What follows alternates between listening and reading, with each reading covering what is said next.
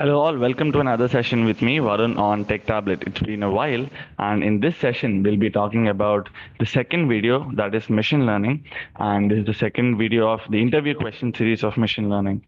Right? This is irrespective of any language that is R or Python, and the agenda would be to look at some important questions that are very frequently asked in a lot of interviews when you go to any kind of an organization. But now, having said this, I want you to understand that the majority of the discussion would be focused towards a person who has an experience of just a bit of over 2 years.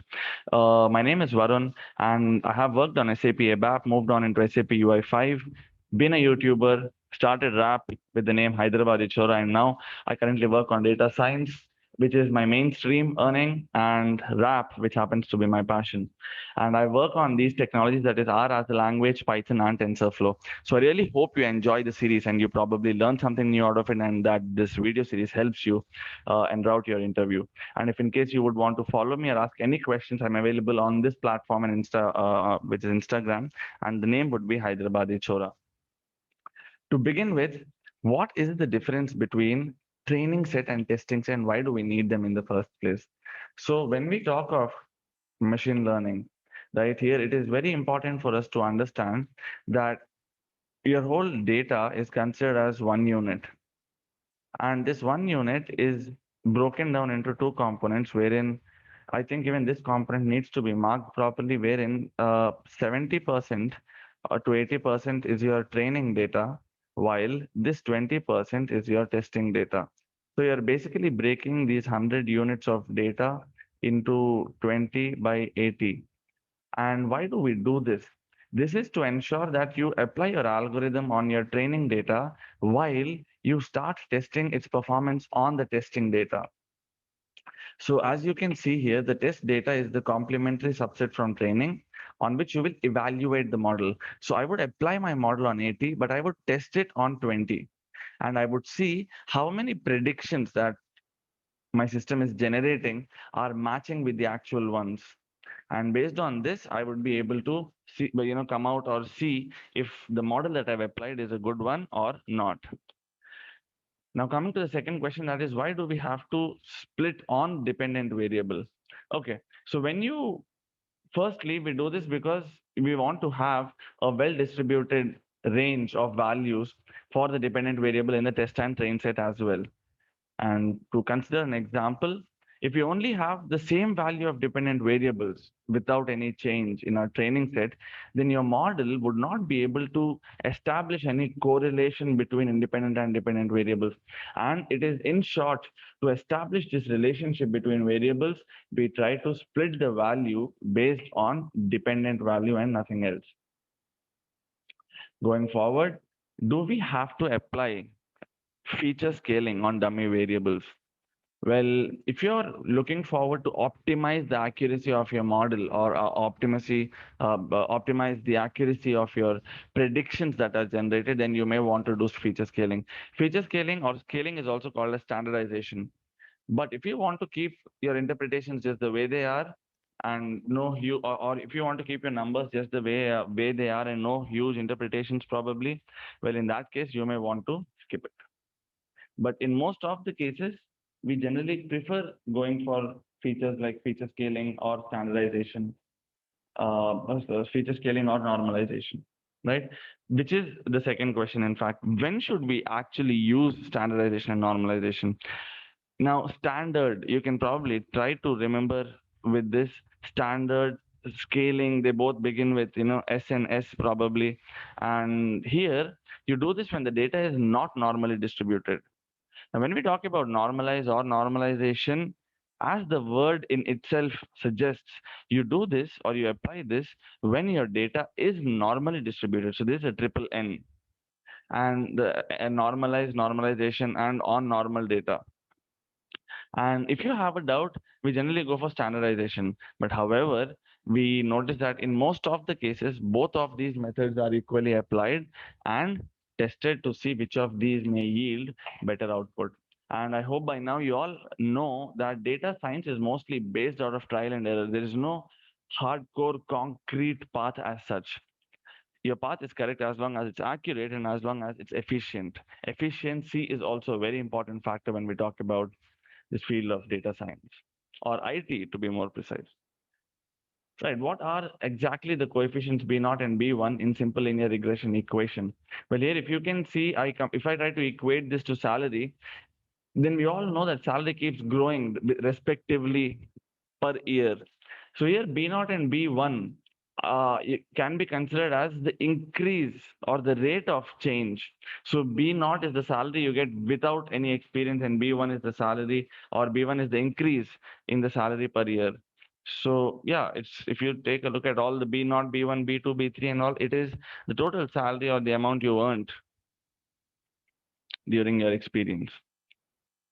Sixth, why do we take squared differences and simply not the absolute differences? Well, squared differences, they make it easier. Even if you have a positive value or a negative value, they kind of make it easier. That's the first.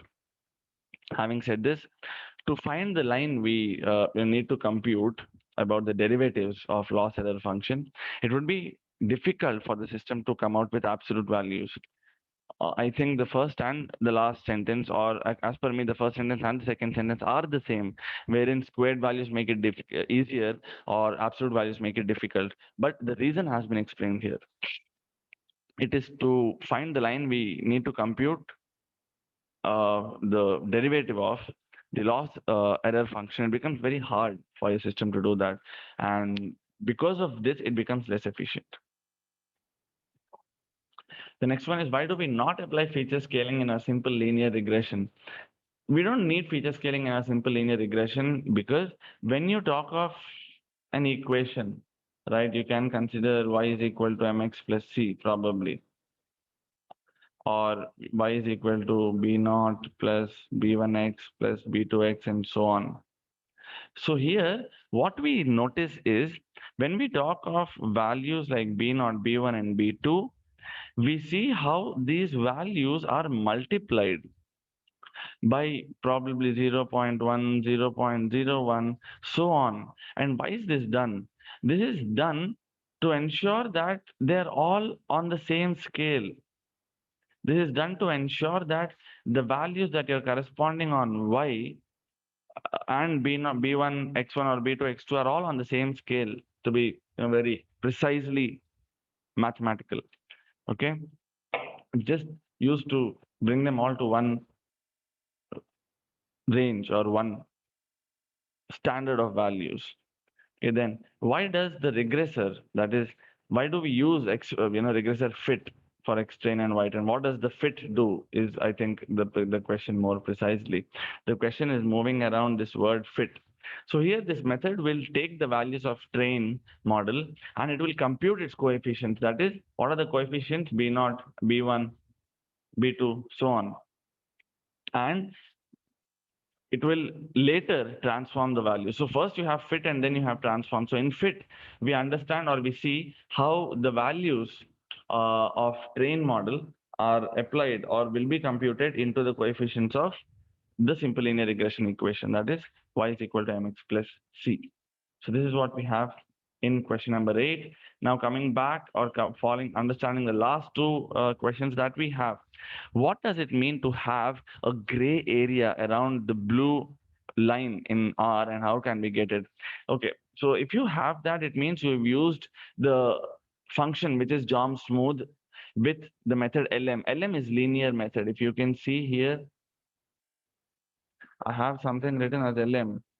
LM here is linear method. And when I apply LM right after Jom line, I would be noticing that notwithstanding just the regression line, I also have the confidence interval around the line. So if this is the axis and this is the line, then we notice that in R you have something like this, surrounding your line of regression. Now this is the gray area that they are referring to, and this gray area is the confidence interval. Then we have last question for the day, and this is, what is p-value? Oh, this is a very famous and a very important question. This is the probability value, wherein it is the probability of the parameters associated to your independent variables that have certain non-zero values. And given this condition, we assume that, or we understand that the null hypothesis is true. And the most important thing that we need to know about p-value is, the lower the p-value, the more important is your output. And generally, the number is 0.05. It's as low as 0.05. And there is a good confusion if this is a method that falls into inferential statistics or descriptive statistics.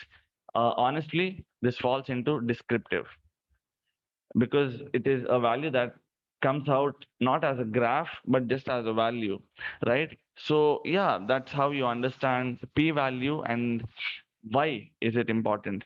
Just to reiterate things, p value needs to be as small and as low as possible, and this is a very very important method when we talk about it on a statistical front. So yeah, these are some important things that you need to know about p value. So I hope you all have understood these 10 questions and how do we work upon them.